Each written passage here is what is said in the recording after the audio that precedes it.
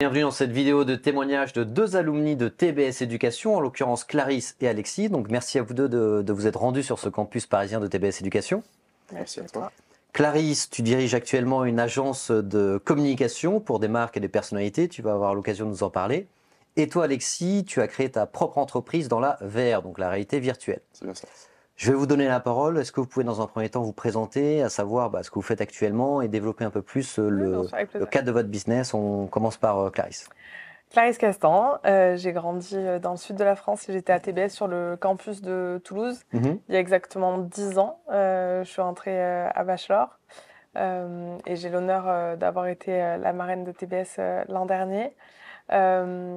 Et c'est vrai que j'ai fait 7 ans à la direction du groupe Accor avant de lancer ma propre boîte il y a pile un an, qui accompagne marques luxe et lifestyle sur leur image et leur communication et des célébrités, que ce soit sur leur image, sur leur business, sur la préparation de l'après-carrière aussi, et sur les sujets associatifs. Donc on va y revenir parce que tu as gravi tous les échelons au sein du groupe Accor. Ouais. Tu étais en charge du partenariat avec le PSG, tu me disais en or. Je travaillais sur ce... Donc on va pouvoir développer ça dans cette vidéo. Et ensuite, tu as switché. À un moment, il y a eu un déclic et tu as switché vers l'entrepreneuriat.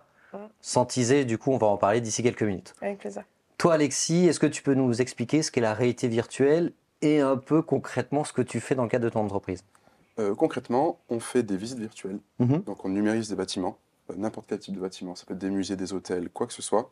Et on ajoute dans nos visites virtuelles des fonctionnalités, comme l'achat d'un produit, comme si on était dans le magasin, la réservation d'une table spécifique dans un restaurant ou une chambre d'hôtel spécifique. Et donc on a plein de ce genre de fonctionnalités qui amènent une immersion détaillée via le téléphone, via le PC, via la tablette. Et ça plaît énormément ces temps-ci. C'est que de l'intérieur ou tu peux modéliser de l'extérieur des environnements? Tout ce que tu veux. On numérise absolument tout. Et l'objectif, c'est de se projeter à l'intérieur pour soit passer à l'achat, réserver ou même découvrir le lieu. C'est un nouveau moyen d'acheter, de réserver, de passer à l'action. Ok, tu vas nous expliquer comment tu es passé de TBS à ça. Faisons de manière chronologique. Là, celles et ceux qui nous regardent, ils sont lycéens, ils sont en bac+1, bac+2, ils cherchent peut-être un peu leur voie, donc on se met à leur place. Vous êtes lycéenne et lycéen. Pourquoi est-ce que vous avez choisi TBS Éducation? Pourquoi ce bachelor? Est-ce que vous avez eu des hésitations? Et qu'est-ce qui fait qu'in fine, vous avez choisi ce diplôme? Moi, j'avais hésité avec prépa. Ouais, une classe prépa. Parce que j'avais le profil pour y rentrer si je souhaitais. T'étais une travailleuse, ok. Ouais, exactement, non, mais en toute transparence. Et en fait, je trouve que bachelor, c'est une bonne balance entre travailler, mais aussi tu as l'aspect où tu as le côté pro parce que tu as des stages dès la première année. Et il y avait ce côté international, moi, qui me plaisait beaucoup. Donc, je savais que dès que je pouvais, j'allais partir à l'international et bosser l'anglais parce que je voulais travailler dans une grande boîte. Et c'était la condition sine qua non pour y rentrer. Ok, bon, on va justement développer l'international parce que tu es parti à Dublin. Ouais. Alexis, toi, pourquoi tu as choisi le bachelor de TBS Éducation? Tu es toulousain aussi à la base? Toulousain également. Ok. Écoute, c'est très intéressant, c'est la partie internationale également. Donc, Ok. mes profs se battaient pour que j'aille en prépa. Ils se battaient pour que j'aille vraiment en prépa. Et je disais non, moi je veux vraiment découvrir, vivre vraiment une vraie vie et pas être coincé, cloîtré chez moi. Et je croyais fortement la capacité à TBS à me faire amener dans de bonnes écoles par la suite, également en master, et pas uniquement la prépa. Et donc toute la partie internationale, tu vois, je suis allé aux États-Unis, ensuite en Allemagne, donc c'est vraiment tout ce que je cherchais. Bon, vous faites la transition parfaite, on va directement commencer par l'international.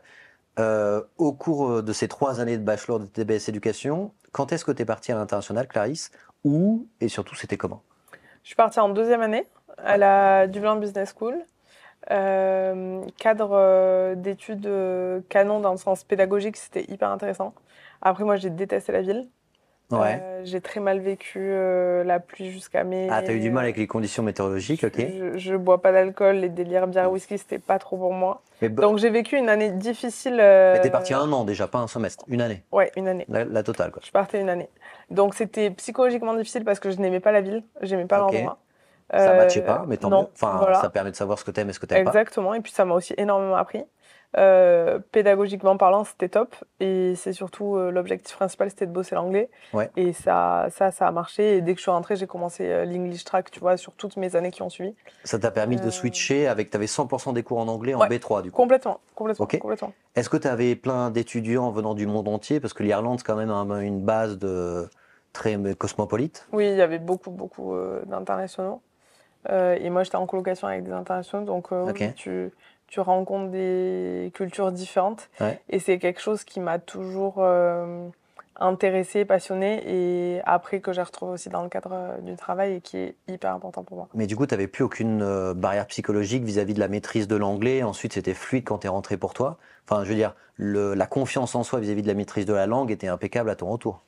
Je suis pas sûre que c'était impeccable, même encore aujourd'hui, après avoir travaillé des années en anglais et un peu partout dans le monde, je fais des erreurs.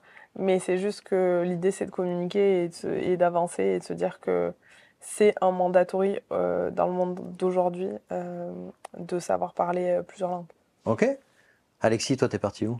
Aux États-Unis, Est-ce que tu as aimé la ville? Est-ce que la météo t'allait? là, il faisait 25 degrés en janvier. Non, mais t'es parti aux Plein États-Unis soleil. parce que c'est grand les États-Unis. Là, au Phoenix, en Arizona, D'accord? sur la côte Ouais, ouest. donc ça va, donc il Et faisait donc, bien il chaud. faisait bien chaud, un vrai plaisir.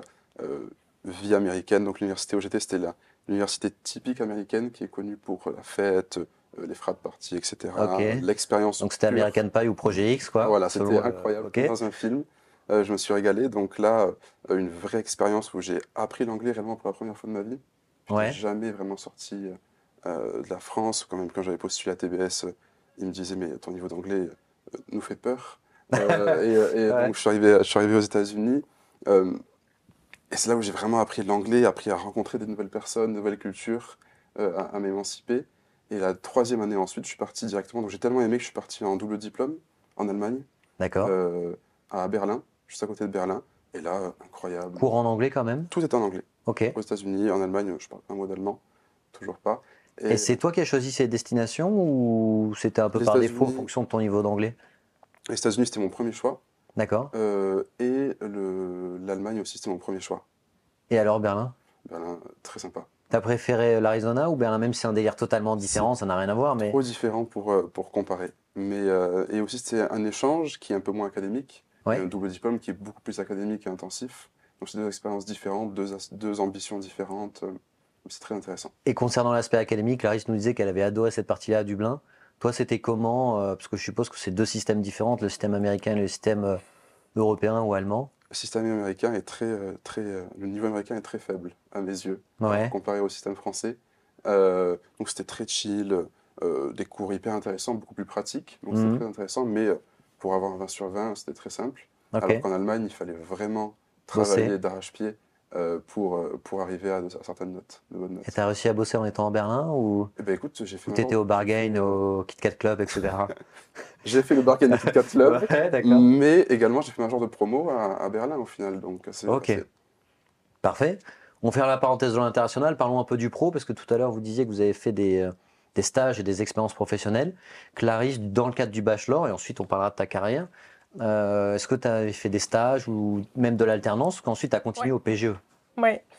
Première année, du coup, stage de vente. Ouais. J'étais chez Zadig et Voltaire à Montpellier. Donc c'est un stage opérationnel pour déjà Exactement. rentrer un peu Exactement. dans le vif Et du d'ailleurs, sujet. ça avait été mon job d'été quand j'étais rentrée de Dublin. Ok, donc Donc tu ça vois, t'avait plu, quoi. ça avait aussi permis de faire des liens. Ça m'avait énormément plu. Et après, en troisième année, donc j'ai débarqué à Paris en stage dans une agence de communication publicité D'accord. qui est spécialisée sur toute la partie télé. D'accord. Donc ils font tous les spots télé. Donc c'est un univers aussi qui m'avait énormément plu, de découvrir aussi la vie parisienne. Et quand je suis partie en PGE, première... Ensuite, oui, voilà. Ouais. Ce qu'il faut dire, c'est qu'après ton bachelor, tu as continué au sein du programme Grande École, donc le bac Tout plus à fait. 5 de TBS Éducation. 100%. Et je suis partie à Barcelone Ok. pour faire le double diplôme Oui, avec c'est l'Université Polytechnique de Catalogne. Première année de master, tu n'avais pas T'as de aimé stage. Barcelone du coup ou pas? Parce que là, tu nous C'est parlais de ma la ville de météo. cœur. Là, C'est ta ma ville de rêve. cœur. C'est ma ville de cœur. Mon rêve, c'est de vivre là-bas. Le problème, c'est que professionnellement parlant, c'est plus compliqué. Ouais. Il y a beaucoup moins d'opportunités. Mon terrain de jeu, il est à Paris. Mais j'adore Barcelone. J'adore Barcelone. J'ai passé 2 années de ma vie incroyables. Donc, tous ceux qui peuvent y aller. 2 années de ta vie, tu nous disais? Ouais, j'ai fait le Master 2 aussi là-bas. Alors, redis, quand est-ce que tu as fait ces 2 ans à Barcelone? Donc le M2. Master 1, Master 2. Ah, tu as fait le M1 et le M2 à Barcelone. Tu as tout fait à Barcelone. Ouais. Ah ouais, d'accord, ok. Ouais. Je savais même pas que c'était possible de le J'ai faire. rien fait à Toulouse, moi. Ok, ok. Donc en espagnol, là, on est bon, là. Non, pas du tout, non, on est en anglais. D'accord. Et Barcelone, c'est catalan, donc... Catalan. Non, mais après, j'avais toujours fait de l'espagnol. C'est juste que mon niveau d'anglais est beaucoup plus fort que mon niveau d'espagnol. Ok, très bien. En toute transparence. Et du coup, Pour l'alternance. quand j'étais à Barcelone, j'étais aussi en alternance. Et le Non, mais ça, c'est système... fort. Ça, il faut qu'ils intègrent bien le fait qu'on peut faire de l'alternance Ouais. en étant à l'étranger à Barcelone. 100%. Non, c'est quand même c'est rare. Ouais. Complètement, et c'était des systèmes...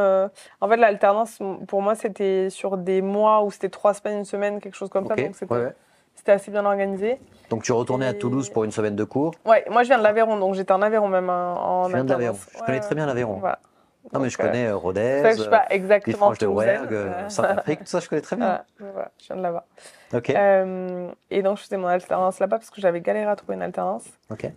Mais tu étais dans quoi dans l'alternance? Tu étais quel type d'entreprise? Marketing communication dans une boîte qui était dans le tourisme, sur tout ce qui est séjour linguistique pour enfants. Ok, très bien. Qui opère au niveau monde. En gros, les EF, etc. Ouais, exactement. Ok. Ouais. Et qu'est-ce qui t'a plu? Qu'est-ce qui t'a moins plu? Qu'est-ce que tu as appris aussi bien dans le positif que dans le négatif? En fait, pour moi, l'alternance, c'était la meilleure façon de travailler et de rentrer dans la vie professionnelle, parce que je pense qu'aujourd'hui, c'est le meilleur parcours pour pouvoir te faire une idée de comment ça se passe concrètement au quotidien dans une entreprise. Et c'est plus long qu'un stage, donc tu peux avoir aussi des projets sur le long terme. Et pour moi, c'est un peu le test avant de limite signer ton CDI dans la même boîte. Ça peut être assez canon comme truc. Moi, malheureusement, mon alternance, professionnellement parlant, elle me plaisait pas. D'accord. J'étais pas du tout stimulée et pas du tout épanouie. Et donc, les missions professionnelles qu'on te... Et c'était un mode de management qui ne me convenait pas. Ok, donc, ça matchait pas. Ça matchait pas. J'ai passé un an assez difficile en toute transparence. Okay. Mais ça m'a énormément appris sur le type de manager que je voulais pas être. D'accord. Le fait que l'humain était beaucoup plus important pour moi que la boîte en elle-même. Donc, c'était vraiment qui allait être mon manager, quelle était l'équipe avec laquelle j'allais bosser. L'entreprise, le mood. Et c'est ça qui m'a aussi permis de suivre mon intuition sur les entretiens que j'ai pu avoir sur la suite de ma carrière.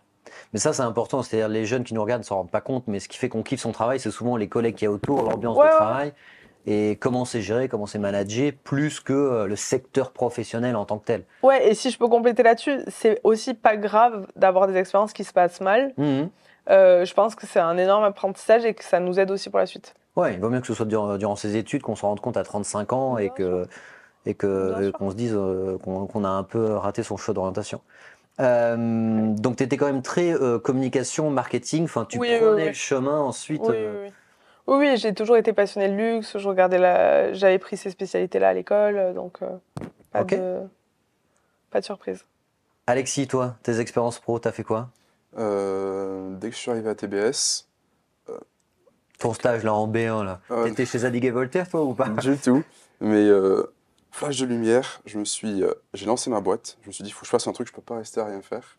J'ai lancé ma première boîte, qui était une sorte Durant ton bachelor? Durant ma première année. Après 2 mois. D'accord. Il y avait ce TBS Startup, ou je sais plus quel était le nom de l'événement, et je voulais pitcher donc mon idée.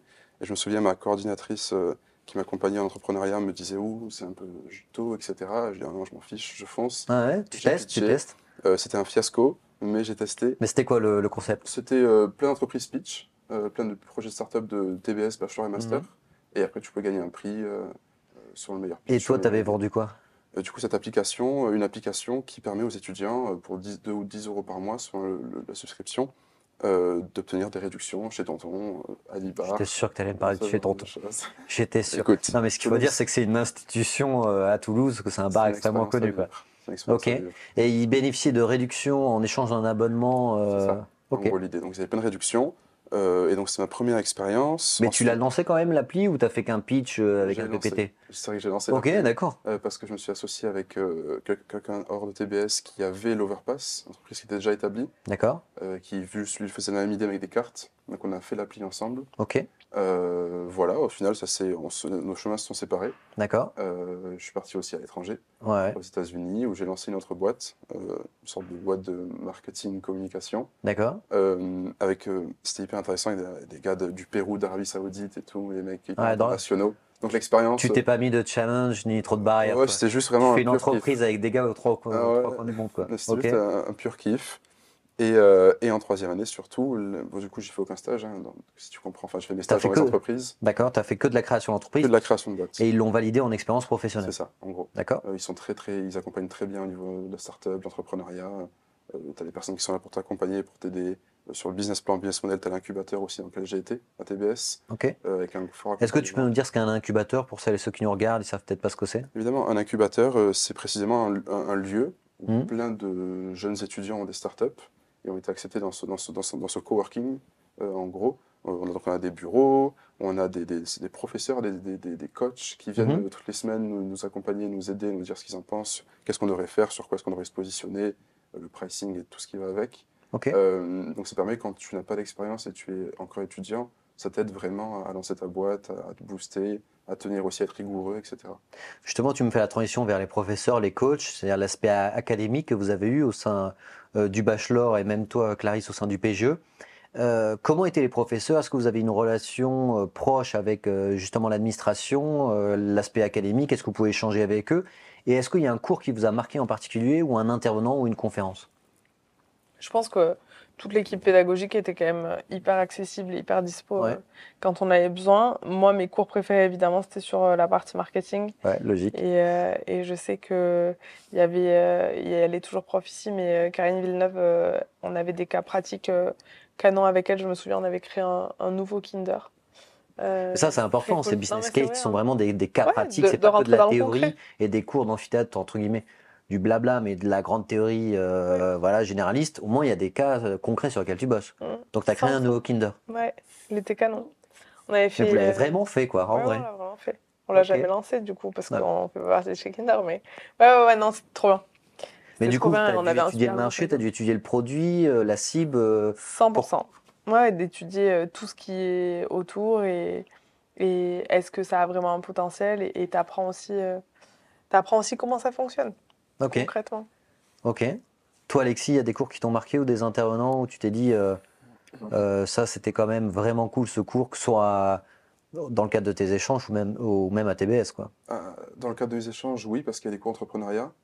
Je suis un D'accord? vrai malade de l'entrepreneuriat, Ouais, ouais, tu bah peux on voit ça, comprendre. oui. Ouais. Donc vraiment des cours où j'apprenais vraiment de manière pratique. Aux États-Unis, la boîte que j'ai lancée, c'était via un cours. Donc le cours, c'était juste lance ta boîte. Ok, Et donc ils te mettent avec un groupe selon ta ouais.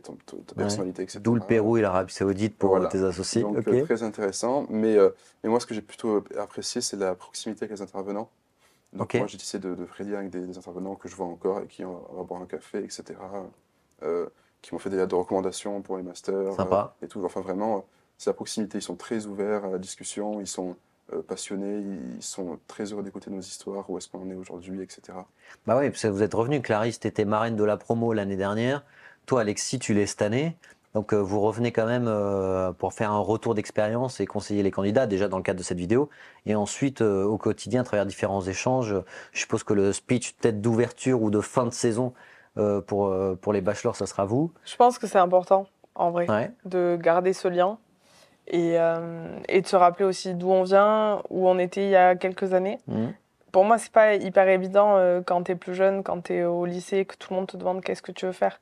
Tu te rends pas compte quelles sont les possibilités. On part sur des jobs entre guillemets que tout le monde connaît, mais moi, déjà jamais je pensais faire ce que j'ai fait chez Accor et encore moins lancer une boîte dans ma vie un jour, tu vois. Ouais, ça Donc, paraissait tellement lointain. donc c'est plus aussi de les rassurer, de leur dire vous allez faire plein de choses, vous allez apprendre plein de choses, vous allez voir, mais essayez au maximum de prendre des expériences, de pas être on va dire désespéré quand il y a des choses qui se passent mal parce que Mhm. c'est la vie, c'est comme Ouais. ça.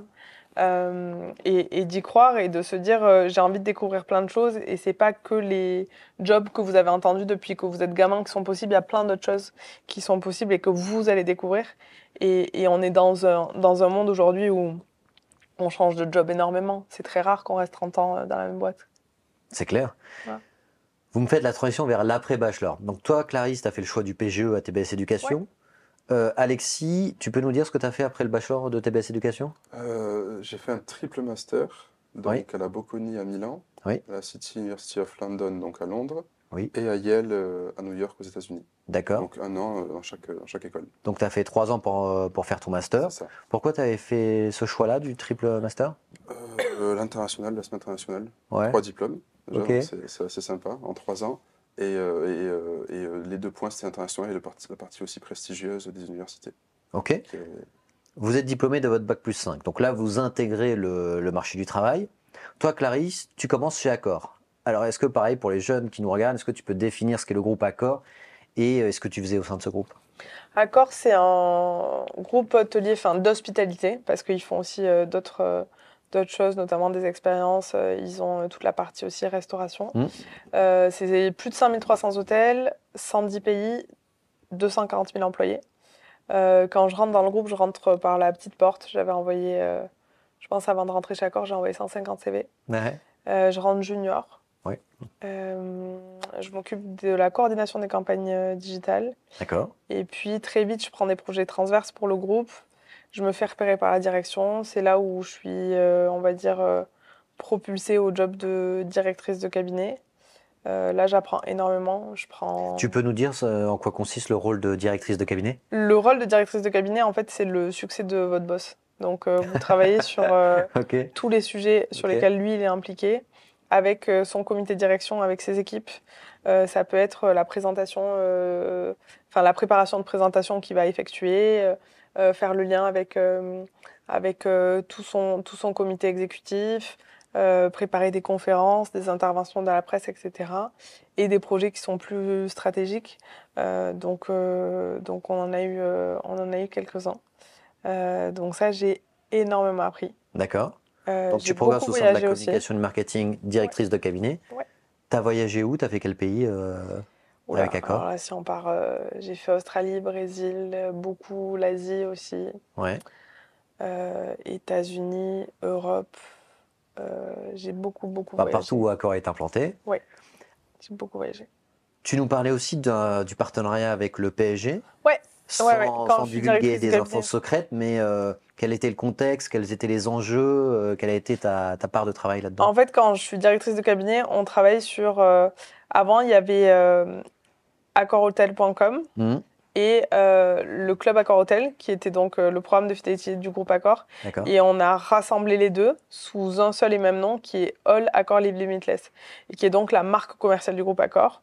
Et sur cette marque-là, donc moi, je travaille sur ce projet qui est le plus stratégique pour le groupe avec les boss.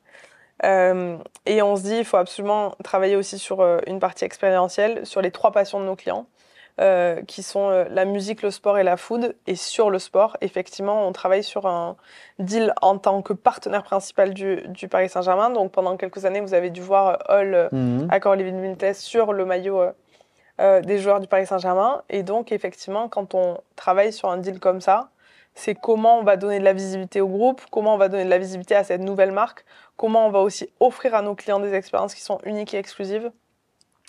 Et moi, j'ai jamais mis un pied dans un stade de foot, je crois, à cette époque-là. Tu n'y es jamais allé? T'es allé au Parc des Princes quand même depuis. Ah oui.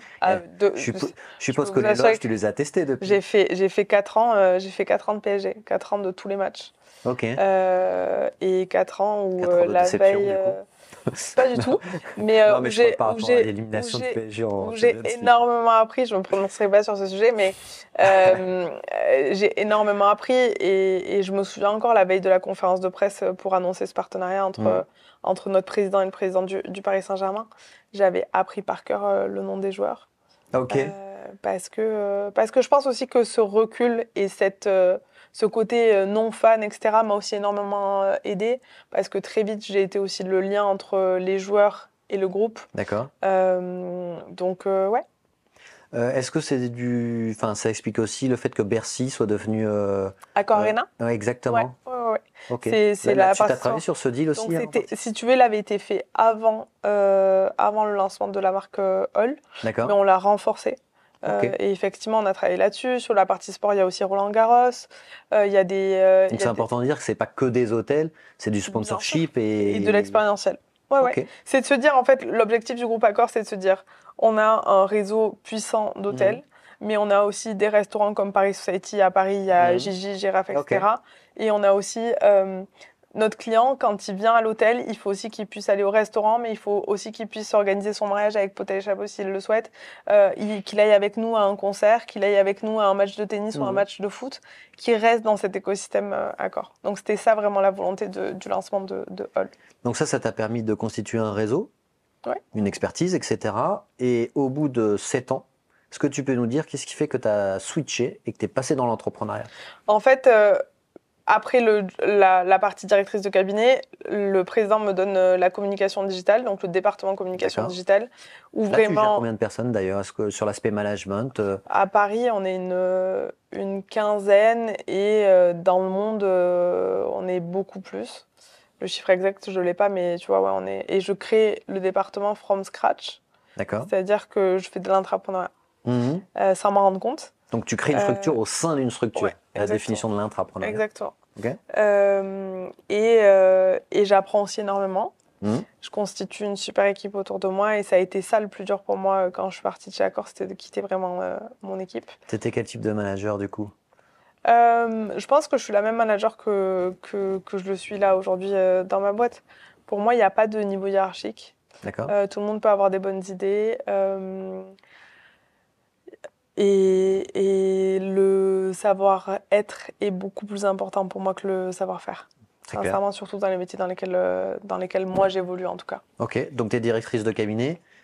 Et là, il y a un switch qui fait que... direction. Quel est ce switch? Non, donc directrice de cabinet, je prends la direction. Là, oui, pardon, et quand j'ai la direction de la com, je pars en humanitaire pendant 3 semaines avec 2 de mes meilleurs amis. C'est fin 2022. Ouais. Et pendant ces 3 semaines, je fais aussi un point sur un peu mes objectifs, où je veux aller, etc. Et j'ai atteint mon plafond de verre chez Accor. Je ne vois pas ce que je peux faire de plus. J'ai rempli les objectifs. J'aime ce groupe comme si c'était ma boîte. Je suis éternellement reconnaissante parce que j'ai énormément appris et j'ai gravi les échelons. Mais je me dis, qu'est-ce que je vais faire? Et à ce moment-là, je suis chassée pas mal par des grands groupes. D'accord. Et j'ai plus la petite flamme de me dire, OK, j'aurais rêvé de faire ça il y a 10 ans et c'est la vérité, hein, c'était mes rêves. Quoi. Okay. Et je me dis, c'est bizarre parce que je suis quelqu'un d'hyper passionné et je suis une malade de travail. Ça, je le dis et j'en suis totalement consciente.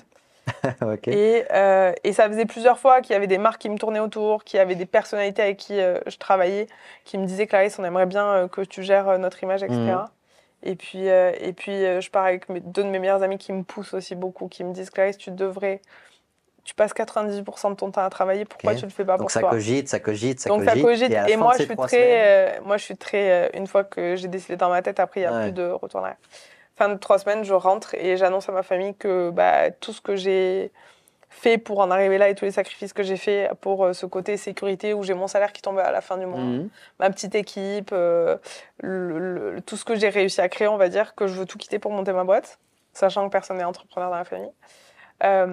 Et au final, je suis hyper stressée de ça et eux, ils me confortent dans le fait que comme je travaille énormément, il n'y a pas trop de raisons pour lesquelles je ne vais pas y arriver. Et la deuxième étape pour moi, c'est de parler au président du groupe, qui est une personne pour qui j'ai une admiration toujours énorme. Mais il faut se rendre compte que quand je rentre dans le groupe, c'est une personne que dès que je le vois en conférence, je le prends en photo. Donc j'ai évolué de...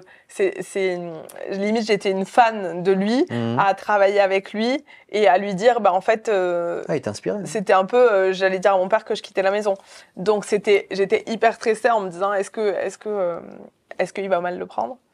Et évidemment, au début, il voulait pas du tout que je m'en aille, mais c'est quelqu'un qui aujourd'hui continue à m'accompagner. Ce qui est bon signe, s'il ne veut pas devoir partir. Bien sûr. C'est quelqu'un qui continue à m'accompagner et surtout avec qui on continue de collaborer, on continue à bosser avec le groupe Accor. Et du coup, parce que là, tu nous teases, mais tu as lancé ton entreprise. Ouais, il y a 1 an. Directement. Direct. Je quitte Accor le 4 mai, j'annonce la boîte le 15 mai. Et c'était quoi les premiers challenges qu'elle t'a fait face parce que là, tu dois t'occuper de tout, c'est-à-dire tu n'as plus une équipe entre guillemets à disposition. Ouais. Après, une fois que j'avais eu le déclic, j'avais commencé à bosser la nuit, les week-ends, etc. sur l'organisation, la structure, comptable, juridique, comment j'allais m'entourer, les premiers clients que j'allais avoir. Donc tout ça, je l'ai préparé. Quand j'annonce la boîte le 15 mai, je sais déjà que j'ai des contrats qui doivent rentrer, tu vois, et toute la structure est prête. Donc après les premiers challenges, c'est de savoir bien s'entourer, de savoir dire non aussi parce que moi j'ai la chance d'avoir été beaucoup sollicitée et de pas du tout avoir fait de prospection. Mais il faut choisir parce que tu peux très vite te griller. J'ai eu beaucoup d'influenceurs qui m'ont appelé pour devenir leur agent image. Je savais déjà que moi je voulais pas faire ça et que je voulais direct être sur du celebrity management, donc des personnes qui ont un métier, que ce soit footballeur, joueur de rugby, mannequin, humoriste, et qu'on accompagne sur l'image, mais pas qui font de l'influence et de la content creation tous les jours. Et les marques, pareil. Les marques, j'ai eu beaucoup de marques qui m'ont contacté, mais je voulais rester que sur du luxe et que sur du lifestyle. Est-ce que tu as le droit de faire un peu de name dropping, de citer quelques personnalités ou sportifs ou quelques marques avec lesquelles tu travailles? Sur les sportifs, on travaille avec Fabio Quartararo en MotoGP, on travaille avec Lucas Hernandez, on travaille avec Mathieu Jalibert sur le rugby, pour vous donner un peu sur du sportif. Sur l'humour, on travaille avec Paul Mirabel, Ilyes Jadel. Sur la partie mode, on travaille avec Caroline Receveur, Très clair. Rose Bertram, donc voilà pour te donner. Et puis sur la partie marque, on est amené à travailler, donc comme je le disais, toujours avec Accor. On travaille aussi avec Louis Vuitton. On a fait des choses pour APM Monaco, pour Dyson, pour Tiffany & Co. Donc c'est vraiment dans cet univers-là. Parfait. Voilà. On parlera de tes projets du coup du futur de ton entreprise. Je donne la parole à Alexis. Toi Alexis, tu es dans un autre domaine. Tu es dans la VR. La VR, c'est ça. Donc tu es diplômé, tu lances ton entreprise de VR. Qu'est-ce que la VR déjà et pareil, comment tu as pu développer ton entreprise? La VR, donc c'est de la réalité virtuelle. C'est tout simplement tout ce qui est technologie d'immersion 3D, 360 degrés. Donc c'est voir un environnement comme si tu y étais. Donc ça peut être un environnement fictif ou réel. Dans notre cas, c'est réel. Mais c'est tout simplement ça. Parfait. Et comment tu as créé cette entreprise? Est-ce que tu as un associé? Parce que je suppose qu'il y a une partie technique, il y a du coding, etc. que normalement tu n'as pas trop. Donc 3e année de bachelor, je lance la boîte depuis l'Allemagne. Mon associé qui se trouve à Toulouse.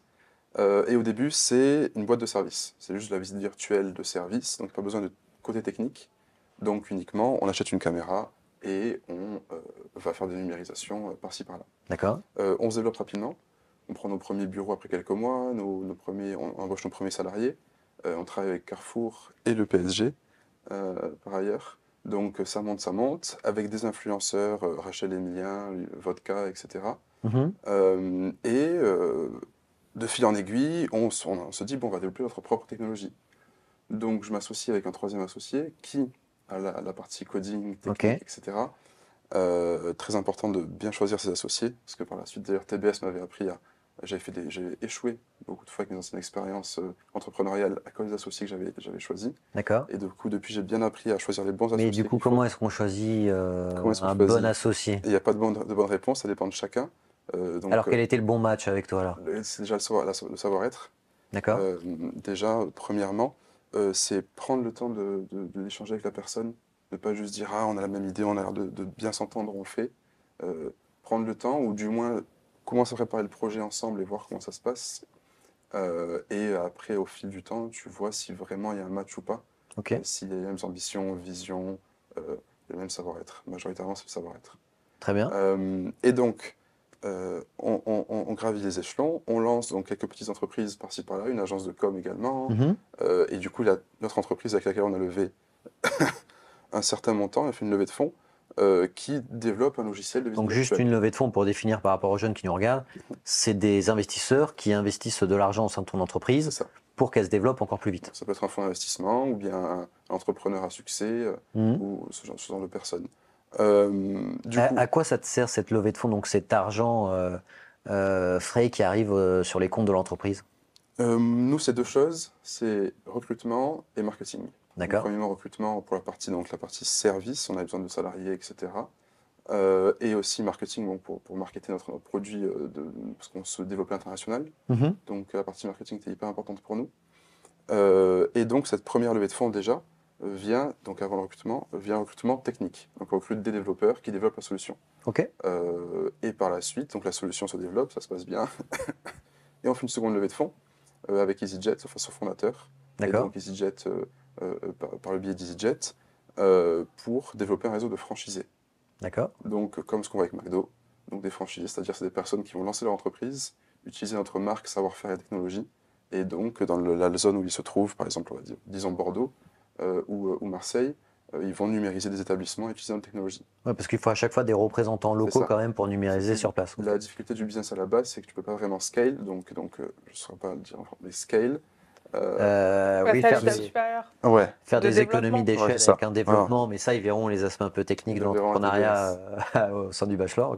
Totalement. Et donc, parce qu'il faut de la main-d'œuvre, il faut du capital humain pour numériser un lieu. Et donc, la franchise est un moyen pour nous de se développer à l'international Donc maintenant, actuellement en France, au Royaume-Uni et en Espagne.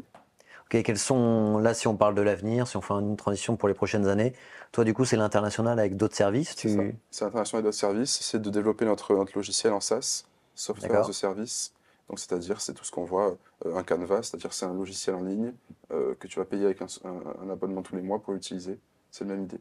Donc on veut que tous les prestataires de visite virtuelle, donc tous nos concurrents, utilisent ce logiciel pour développer des visites virtuelles. Donc toi, tu es entre guillemets uniquement sur du B2B, Ouais. c'est-à-dire que ton logiciel, ton service est à destination des entreprises, pas des particuliers. Que du B2B. Parfait. Clarisse, toi, le futur, c'est quoi? Nous, c'est l'international. On a quand même commencé à travailler avec le Moyen-Orient. Ouais. Toujours personnalité et marque. Totalement. D'accord. Et l'idée, c'est j'aimerais bien qu'on développe les États-Unis aussi. Et après, sur quoi on travaille aussi, parce que moi, l'objectif final, c'est d'avoir ma propre fondation et de vendre dans quelques années aussi la boîte. On travaille beaucoup sur la partie engagement, que ce soit les marques avec lesquelles on collabore et les talents. Soit on les accompagne avec les associations avec lesquelles nous, on est engagés, soit sur leurs associations à eux. Donc, ça fait partie aussi des choses qui sont importantes de mettre en avant. Et si on doit faire le lien entre votre futur et ce que vous a appris TBS, si vous deviez retenir une seule chose que vous a appris TBS, qui vous a été utile dans le développement de vos entreprises, vous diriez quoi? Moi, je pense que c'est l'aspect international. Ça m'a énormément appris, le fait d'avoir l'opportunité aussi d'avoir des stages. Et puis, il y a un truc perso aussi que moi, TBS m'a énormément aidé. Mes amis que j'ai à Bachelor, c'est mes amis que j'ai depuis 10 ans et qui sont aussi un socle et qui sont aussi hyper, hyper importants. Alexis? Pour moi, ce serait saisir les opportunités. Vraiment, à TBS, il y a tellement de ressources, tellement de choses à faire, d'opportunités à saisir. Et j'ai appris ça à TBS, à vraiment tout essayer, prendre des risques, et tant pis, si on échoue, Oui, toi, rien à chaque année, perdre. tu as lancé une boîte, donc Et ça échoue, et tant pis, on essaye jusqu'à ce que ça marche. Donc vraiment saisir les opportunités au max. Et du coup, en fait, ça a suivi ainsi par la suite après TBS, dans mes masters à l'étranger, et avec mes entreprises, toujours saisir les opportunités et tenter sa chance. un dernier mot par rapport à ceux qui hésitent peut-être à candidater au bachelor ou versus une classe prépa, parce que c'est votre hésitation ou une autre formation. Si vous deviez regarder la caméra et leur dire un mot d'encouragement pour leur donner envie, même si je pense que ça a été le cas tout au long de la vidéo avec vos parcours qui sont très inspirants, mais pour vraiment un dernier message, un dernier mot pour leur donner envie de rejoindre le bachelor de TBS Éducation. Clarisse, en regardant cette vidéo, tu leur dirais quoi? Que moi, ça m'a énormément appris et que je pense que la diversité des opportunités qu'il y a au bachelor est beaucoup plus forte que sur une classe prépa, donc j'ai aucun regret là-dessus. Pour moi, TBS, c'est une expérience à vivre, à ne pas manquer par rapport à une classe prépa. Comme dit Clarisse, c'est de l'international, c'est des expériences, c'est des cas pratiques, c'est des vrais amis, c'est des connexions, c'est du réseau. C'est un ensemble de choses que l'on apprend et que l'on acquiert qui vaut de l'or et que TBS peut vous offrir. Bon, merci à vous en tout cas pour ces échanges. C'était vraiment cool. En plus, deux secteurs et deux personnalités totalement différentes. Des pays différents pour l'international aussi. Mais c'était très cool et très inspirant. Merci à vous d'avoir regardé cette vidéo. Et si jamais vous avez davantage de questions, vous pouvez nous écrire en MP sur les réseaux sociaux ou en DM. On est 100% disponible. À très bientôt. Salut à tous.